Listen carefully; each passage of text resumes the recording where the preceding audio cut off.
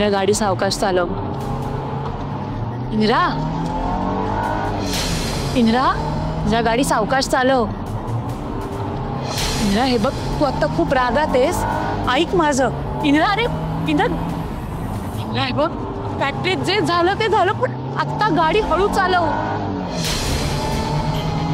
इंदिरा मी तुझा राग समजू शकते पण गाडी फास्ट चालवणं हा पर्याय आहे का त्याच्यावरचा?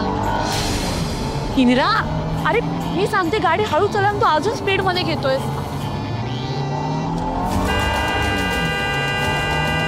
इंदिरा समोरून गाड्या येत आहेत रे. इंदिरा ऐक रे माझं. इंदिरा स्पीड कमी कर गाडीचा. अरे असू दे राहू दे. अभ्यास कर मोठा हो. आईची काळजी घे. जा जा. येतो आबासाहेब. या.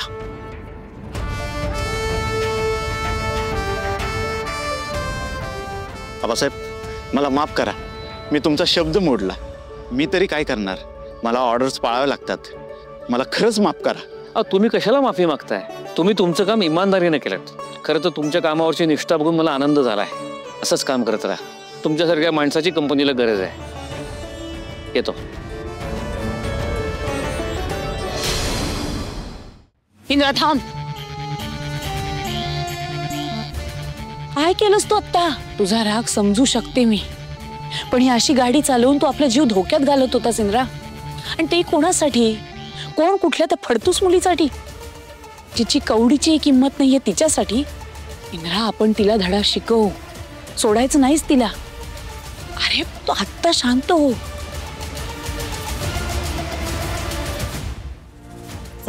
अभिनंदन भावा अभिनंदन. आपल्याला एवढी गॅरंटी होती की तुझ्यात एवढी ताकद आहे की तुझ्या कडू कारलेला डिसिजन बदलायला लावला. तू भारी आहे भावा. तू एक नंबर आहे. बास झालं. काय दरवेळी हरभऱ्याच्या झाडावर चढवतो मला? अगं हरभऱ्याच्या नाही तुला जगातल्या सगळ्यात मोठ्या झाडावर चढवून तुझा सत्कार केला पाहिजे. तू फक्त राणी नाही हुकुमाची राणी आहे. हाय का आता? अरे हे सगळं काय माझ्या एकटीमुळे झालंय का? सगळ्यांचंच श्रेय आहे ह्याच्यात. आता आबासाहेबांनी मला साथ दिली नसती, सगळ्या कामगारांनी मला साथ दिली नसती तर हे थोडी झालं असतं. आता तू हे सगळं श्रेय मला देऊन त्यांच्या मेहनतीवरती पाणी नको फेरू. अगं हो त्यांचं बी श्रेय आहे पण सुरुवात कोणी केली? कुणामुळे झाले हे? तू सगळ्यात पुढे होती का नाही? मग तुला देतो श्रेय तर घे ना. अरे हो हो चिडतो कशाला? ठीक आहे बाबा मी केलं सगळं श्रेय माझं आहे. ठीक आहे चला आता एवढं उशीर झालाय. सगळे गेट पाशी थांबले असतील. काय रे तुझं? चल लवकर लवकर चला. यार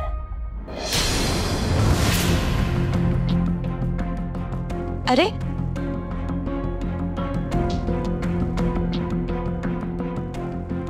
हे कोणाचं पाकिट आहे? अरे गोट्या हे तर आबांचं आहे. अर हे तर परत दिलं पाहिजे. ह्याच्यात त्यांचे महत्वाचे कार्ड आणि पैसे पण आहेत. आता असतील का आता गेटवर? हा असतील असतील. चल हा चल चल देऊ. चल लवकर. दादा आबा आत्ताच गेले. अरे देवा गेले का? मग आता आबासाहेबांना पाकिट कसं द्यायचं? आपण एक काम करू आबासाहेबांना ना बंगल्यावर जाऊन पाकिट देऊ. हा चल चल चल. ए येडी झाली काय? अगं आताच एवढा मॅटर झालाय परत राडा व्हायचा तिकडे गेलो. अरे पण आता पाकिट तर द्यावंच लागेल ना.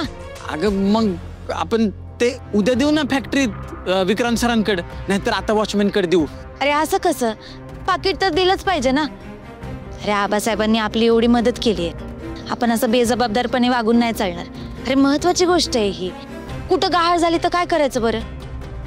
आधीच इंद्रजित सरांचं घड्याळ माझ्याकडून हरवलं होतं. परत माझ्याकडून अशी काय चूक झाली तर? आणि कोणाला कळालं की हे पाकिट मला सापडलंय आणि मी ते माझ्याकडेच ठेवून घेतलं. अरे केवढा भडका उडल. नको बाबा त्यापेक्षा आपण आता बंगल्यावर जाऊ आणि पाकिट देऊन टाकू. अगं पण एवढ्या रातचं कुठं जायचं राणे? तू येणार आहेस सोबत का नाही? का मी एकटी जाऊ? हा येतो मी. चल पण मी घरात येणार नाही. बाहेरच थांबणार गेटवर. बरं ठीक आहे बाबा चल. अरे सायकल. हा चल. आपण एक काम करूयात का? आबांना फोन करूयात. हा हा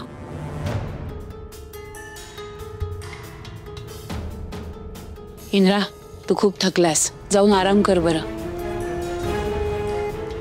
इंद्रा, बास झाला आता. जे झालं ते झालं, आता नको तो विषय. जा तू. नाहीये, मला आत्ताच आबांशी बोलायचंय. अरे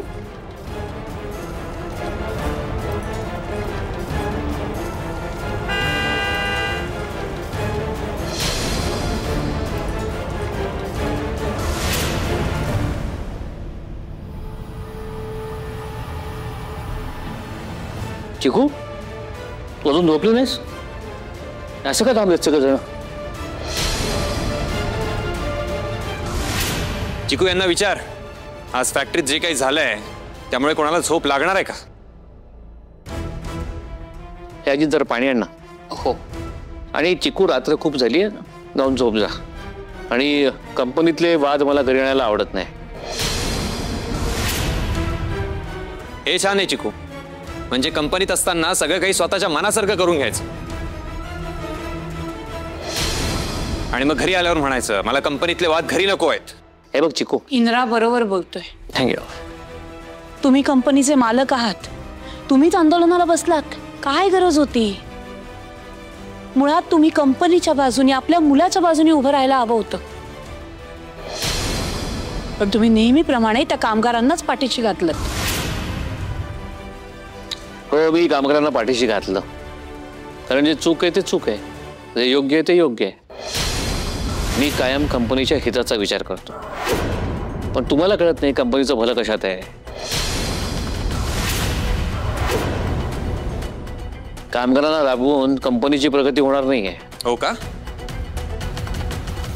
नाही, मला असं वाटत होतं ज्या दिवशी तुम्ही मला MD म्हणून अपॉइंट केलं त्या दिवशी कंपनीसाठी काय चांगलं आहे काय वाईट आहे याचा विचार करण्याचा अधिकार मला मिळालाय. मी MD आहे या कंपनीचा, त्यामुळे कंपनीचे सगळे निर्णय घेण्याची ऑथॉरिटी माझी आहे. माझ्या निर्णयांवर आक्षेप घ्यायचा तुम्हाला काही एक अधिकार नाहीये आबा. MD म्हणून मला अधिकार नसेल आक्षेप घ्यायचा, बरोबर आहे तुझं. पण याचा अर्थ असं नाही होत ना आम्ही कामगारांची मदत करायची नाही, त्यांना आधार द्यायचा नाही. जे चूक आहे ते चूकच आहे आणि हे सगळ्यांनी मान्य करायलाच हवं. तुम्ही कामगारांना विश्वासात घेऊन सांगितलं होतं शिफ्ट 18 तासांची आहे,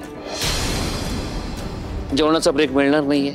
मग जर का त्यांची घरची मंडळी त्यांची चौकशी करायला गेटवरती आले जेवणाचे डबे घेऊन, तर त्यांना तुम्ही गेटवरती अडवता, त्यांना आत सोडत नाही. अरे विक्रांत,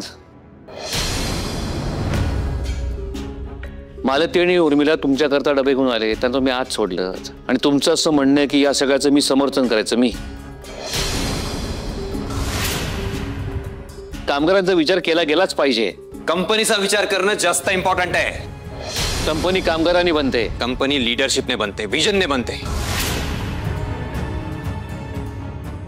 आणि या कंपनीचा MD मी आहे, सगळं काही माझ्या विजननुसार चालणार.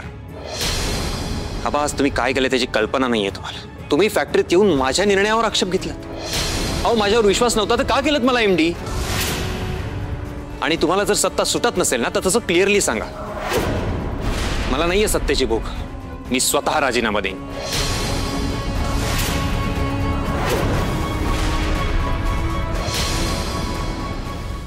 लवकर देऊन टाक, याचीच तर मी वाट बघतोय कधीपासून. इंद्रा, इंद्रा, झालं समाधान तुमचं? हेच हवं होतं का तुम्हाला? मला जे योग्य वाटतं तेच मी करतो. अहो, का करताय तुम्ही? का नाही तुम्हाला कळते? कोण कुठल्या त्या बाहेरच्या मुलीसाठी तुम्ही बापले का भांडताय?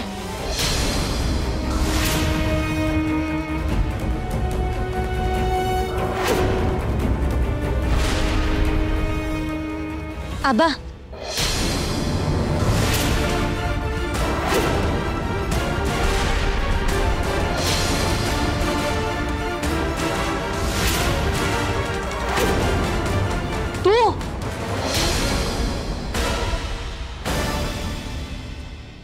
तू काय करतेस इथे?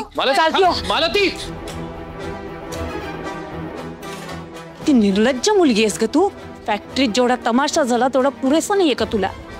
जे इथे पुन्हा आमच्या घरी आलीस, मॅडम एक शब्दही बोलायचा नाही. इथनं चालतं व्हायचं.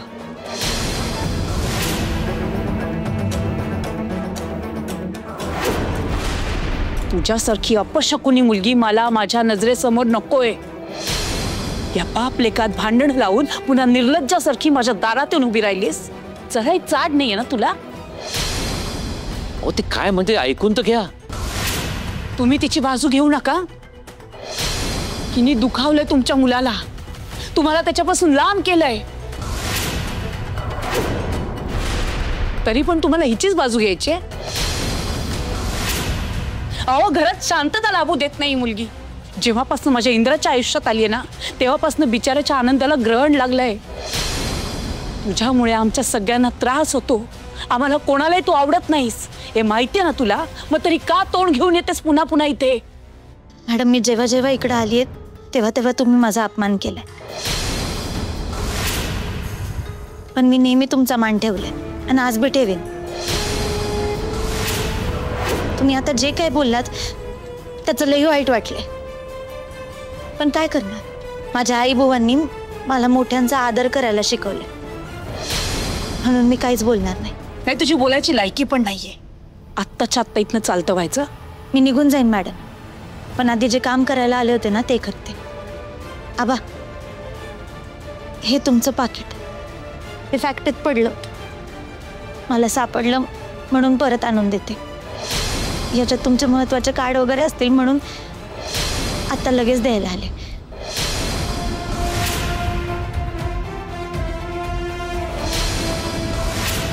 येते मी.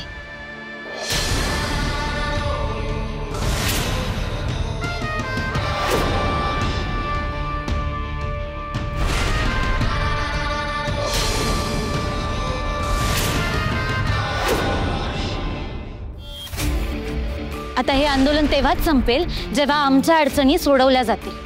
जर इथे हिच्यासोबत कोणी उभं राहिलं तर गाठ माझ्याशी, लक्षात ठेवा. राणीचा आबासाहेबांचा माझ्या राणीचा.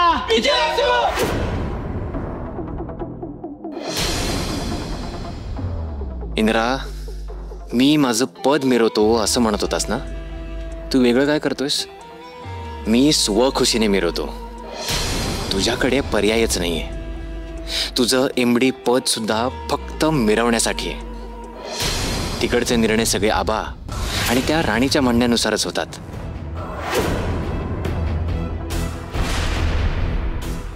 Indira, I understand what you are going through. तुझा राग मला कळतोय. आबासाहेबांनी असं नको वागायला होतं. कसं आहे, काही गोष्टी आपल्या हातात नसतात. आपण वाईट एकाच गोष्टीचं वाटतंय की तुला त्या राणी पुढे हार मानावी लागली. ती राणी काय आता कामगारांपुढे हुकमाची राणी झाली आहे. त्यांना माहिती आहे ना राणीचं कार्ड वर्क करतं ते. मी राणीसाठी माघार घेतलेली नाहीये, मी आबांसाठी माघार घेतली. हो, पण इंदिरा, त्याला कारणीभूत राणीच होती ना. मला तर काय वाटतं माहितीये का इंदिरा, हे घड्याळ प्रकरण झाल्यापासून राणी तुला जास्त अंडर एस्टिमेट करते. तिला दाखवून द्यायचं होतं कामगारांना की एका महिला कामगाराने MDला हरवलंय. गैरसमज आहे तिचा. मला हरवणं एवढं सोपं नाहीये, समजलं? आज भले मी एक पाऊल मागे आलो असेल, पण पुढचं जे पाऊल टाकेन ना ते 10 पावलांच्या तोडीचं असेल. राणी थांब.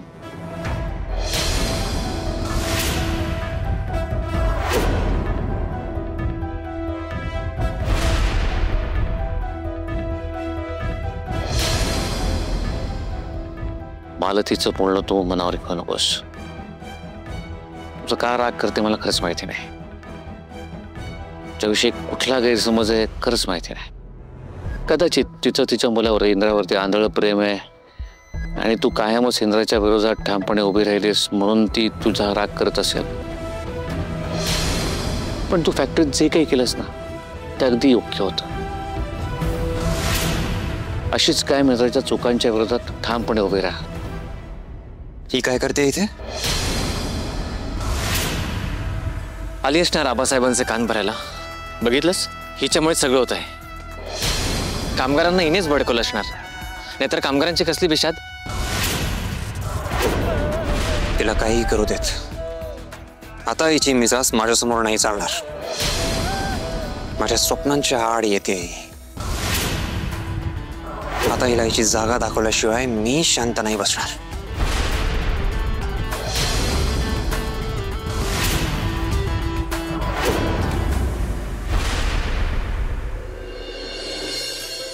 काय करू या राणीचं, अजून आली नाही घरी.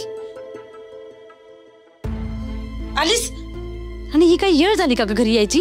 कुठं होतीस एवढा येळ? वस्तीतलं सगळं कामगार कवाच घरी आल्यात आणि तू कुठं राहिली होतीस? आबांच्या घरी गेले होते. काय? अगं तुझं काय डोकं बिकं फिरलंय वय राणे? एवढं झालं तरी त्या माडिकांच्या बंगल्यात परत गेलीस वय तू? अगं आबासाहेबांचं पाकिट पडलं होतं, ते मला सापडलं. आता त्यात महत्वाचं कार्ड वगैरे होतं, ते नको द्यायला. तिथं फॅक्टरीत सुद्धा कशाला कामगारांच्या बाजूने उभी राहिली होतीस ग? कशाला लोकांची जुने दूध असते तू सदा ना कदा? तुझ्या पुरतं बघत जा की तू. अगं आई, मी पण कामगार आहे. त्यांचं आणि माझं काय वेगळं आहे का आता? 18 तासाची शिफ्ट म्हणजे मला पण 18 तास राबावं लागलं असतं. आणि हे किती चुकीचं आहे बघ. अरे आम्ही माणसं आहोत, आम्ही काय जनावर आहोत का? जनावरांना पण एवढं राबवून घेत नाही ग, मग बोलायला नको का? तुझं सगळं खरं आहे Rane.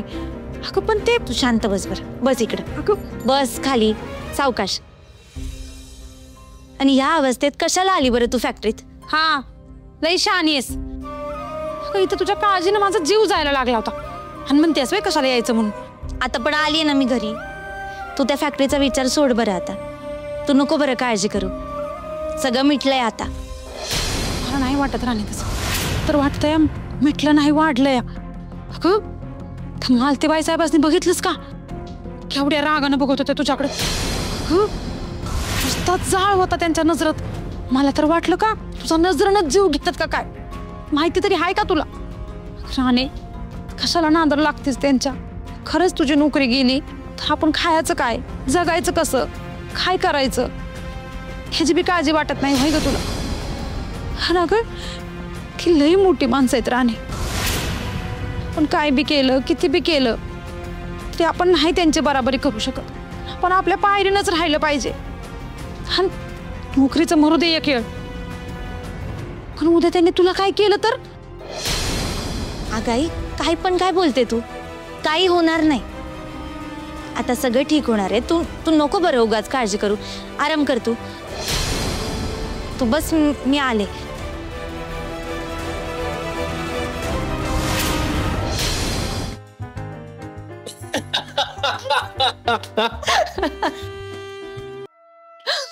Congratulations, congratulations Vikrant. I am so happy. घरातला हा आजचा नजारा बघून आहे ना, मला खरंच खूप आनंद झालाय बघ. तू MD झाल्याचा फील येतोय मला आत्ताच. MD मीच होणार आहे उर्मिला. त्यासाठी आपल्याला आबा आणि इंद्रा यांच्यातला वाद असाच पेटत ठेवला पाहिजे.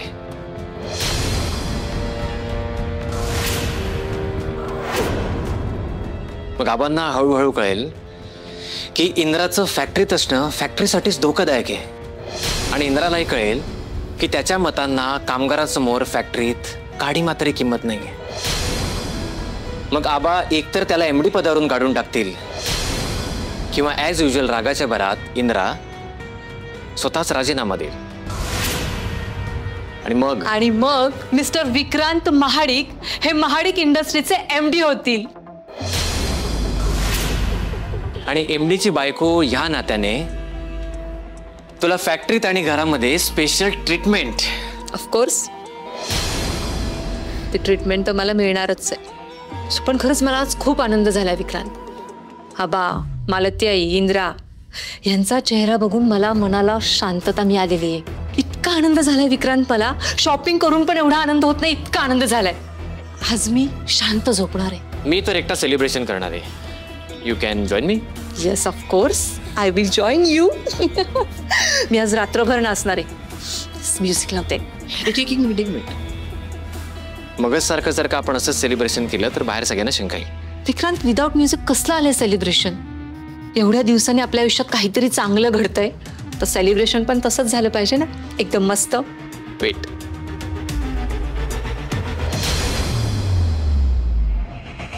हे काय?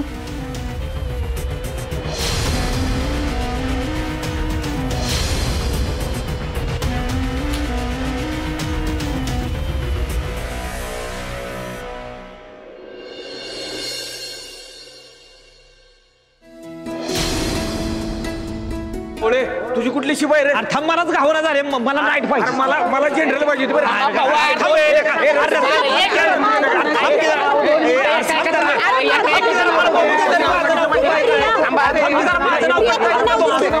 सरका सरका सरका, मी सांगते सगळ्यांना शिफ्ट. काय गोंधळ चाललाय? सगळे शांत व्हा. कशाला गोंधळ करताय? हा, ती कीर्ती साहेब काय सांगते ते ऐका. हो साहेब, तुम्ही बोला बरं. सगळ्यांनी आपली नावं वाचली आहेत ना लिस्ट मध्ये?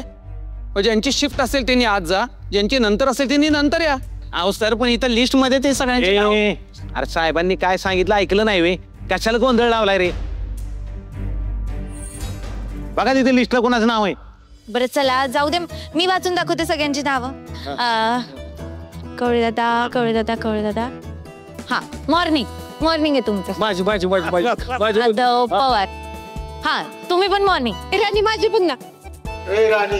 हा, तरी बघ, तुम्हाला त्याने जायला सांगितलंय. हे रतन मित्र का बस, काय पण बोलू नको. बघ राणी. हो बघत्या जायकर. नाईट आहे तुमची. ठीक आहे. राणी माझी बघ.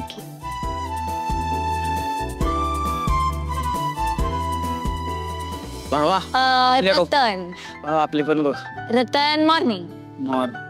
गोट्या मॉर्निंग. थांब आता माझं बघत्या. हा बघ.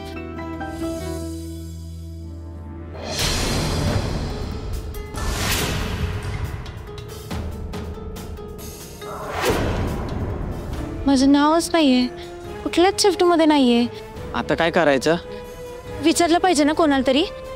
किटी सर, ते माझं लिस्ट मध्ये नाव नाहीये. अगं हे इंद्रजीत सरांनी शिफ्ट अलॉट केल्यात, मला काहीच कल्पना नाही.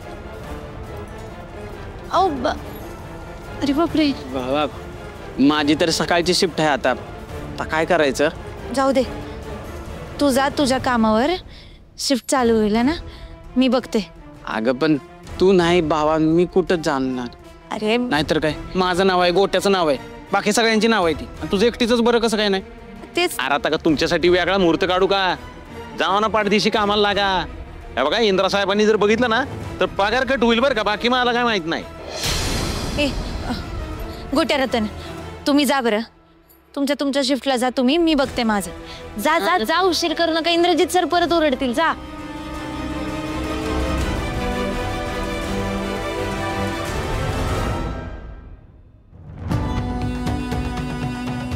तिथे कसं आहे, इंद्रा साहेबांनी नियम केले म्हणजे लई कडक असतात.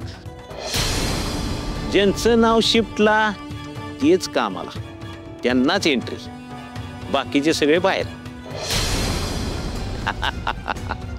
आपण शिफ्टला नाव नाही म्हणजे पगार बी नाही. हे राणी, काय झालं?